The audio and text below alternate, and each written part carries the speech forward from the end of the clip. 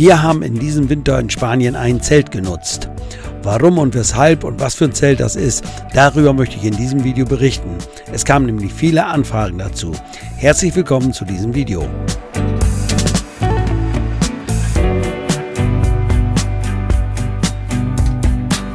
Wir haben uns entschieden, etwas länger auf dem Camping Mar Azul zu bleiben. Der ist in Palermo, Andalusien. Wer unsere Videos so ein bisschen verfolgt, der weiß, dass wir in diesem Winter auch schon andere Plätze angefahren oder besucht haben. Aber jetzt wollen wir für einige Wochen hier auf dem Mar Azul bleiben. Wir fahren mehr als 30 Jahre hier nach Spanien, kennen einiges oder vieles. Deshalb ist der Reiz nicht mehr so groß, noch große Touren durch Spanien zu machen. Wir hatten vor 2 Jahren schon einmal ein Zelt, das war uns zu klein, das war kleiner als dieses und deshalb haben wir es wieder verkauft und uns jetzt für ein größeres entschieden. Es handelt sich um ein sogenanntes Busvorzelt, was man also vor das Wohnmobil stellen kann. Dafür gibt es eine Schleuse, dann kann man dann trockenen Fußes vom Wohnmobil ins Zelt gehen. Das wollten wir natürlich nicht. Wir wollten es separat aufstellen, das haben wir jetzt ja auch gemacht und es so dann eben nutzen, dass man jederzeit auch mit seinem Mobil wegfahren kann. Diesen Eingangstunnel oder Verbindungstunnel, den muss man separat dazu kaufen. Das haben wir natürlich nicht gemacht. Die Bezeichnung von dem Zelt ist Starcamp Traveler Air All Seasons mit den Maßen 320 x 260. Es handelt sich um ein sogenanntes Luftzelt, lässt sich also relativ schnell aufbauen, eignet sich auch nur für kurze Urlaube, das heißt also nicht für Langzeit, das heißt, wenn man hier ein halbes Jahr steht, muss man eine andere Qualität kaufen. Das Zelt ist dann auch noch teurer oder erheblich teurer, kostet dann, ja, ich glaube zwischen 1500 und 2000 Euro, dies hat ca. 1000 Euro gekostet. Ich habe nicht den gesamten Aufbau gefilmt, aber einige Details habe ich schon aufgenommen und die zeige ich jetzt hier. Es ist eine Luftpumpe dabei zum Aufpumpen des Zeltes. Wenn es stark windig ist, dann könnte es schwierig werden mit dem Aufbau. Also das sollte man sich dann überlegen und dann vielleicht einen anderen Tag nutzen. Es ist eine Betriebsanleitung oder Aufbauanleitung dabei, die ich aber wenig genutzt habe.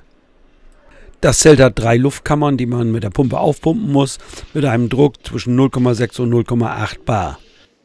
Man sieht hier ein Gestänge auf dem Tisch liegen, das wird nicht gebraucht. Das ist nur, wenn man die Schleuse mitbestellt, dann muss man diese Stangen nutzen.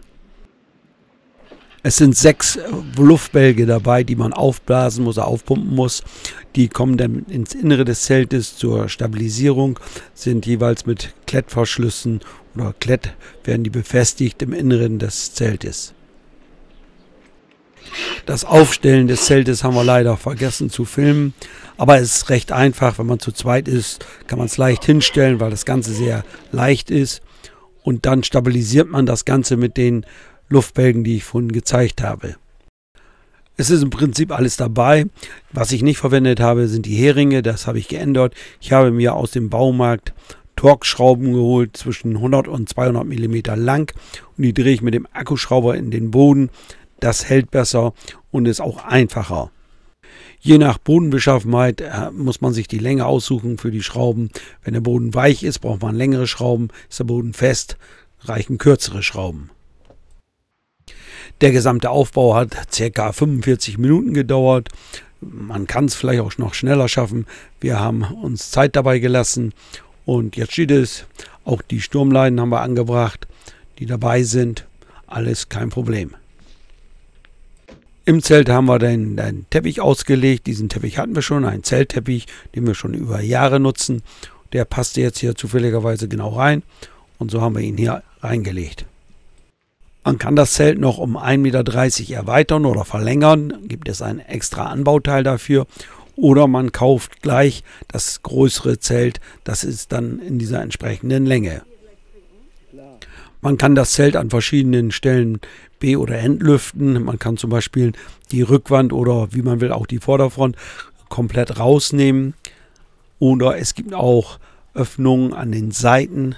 Auch dort sind Mückengitter eingebaut, sodass, wenn man dort öffnet, kein Ungeziefer reinbekommt. Alle Details zu diesem Zelt findet man natürlich im Internet. Dort kann man sich dann das alles in Ruhe mal durchlesen.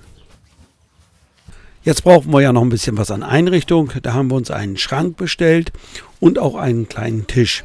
Das haben wir auch beim Campinghandel bestellt, ist uns hingeschickt worden hier nach Spanien zum Campingplatz. Das Zelt und auch dieses Inventar zum Zelt werden wir natürlich nicht mit zurücknehmen nach Deutschland. Das werden wir hier in Spanien bzw. hier auf dem Campingplatz einlagern. Das Ganze bauen wir natürlich auch nur hier auf, wenn wir eben hier, weil wir hier eben länger bleiben, einige Wochen, dann macht das Ganze Sinn.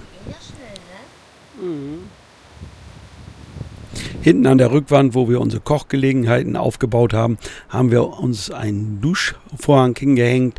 Den haben wir hier beim Chinesen für 7,95 € gekauft und ja, dann mit so einem Band hier oben festgemacht. Und den können wir abnehmen und waschen, wenn mal was dran spritzen sollte. Den Tisch, den wir jetzt hier stehen haben, der ist etwas kleiner als unser bisherige. Den haben wir draußen stehen, sodass wir nur die Stühle rausnehmen müssen und uns dann nach draußen setzen können.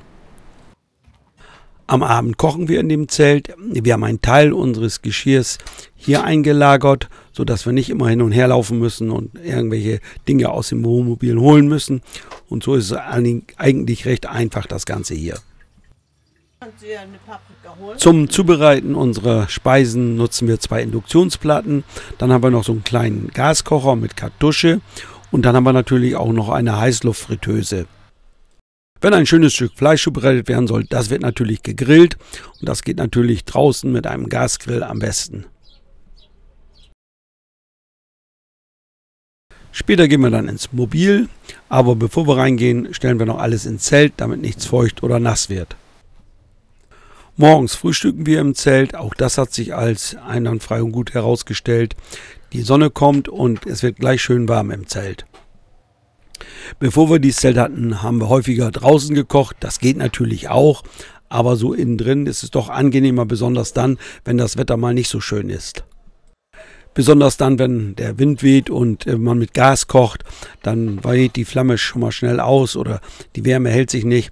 Dann ist es doch im Innenbereich oder in so einem Zelt etwas einfacher. Es gibt ja auch mal stürmische Tage. Auch dahingehend hat sich das Zelt bewährt. Es gab keinerlei Probleme. Das Zelt hat einwandfrei gestanden.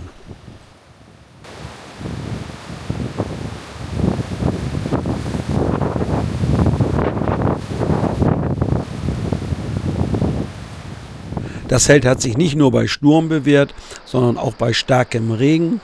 Es war komplett dicht, ist nicht irgendwo Wasser reingekommen. Das ist dann auch schon mal positiv.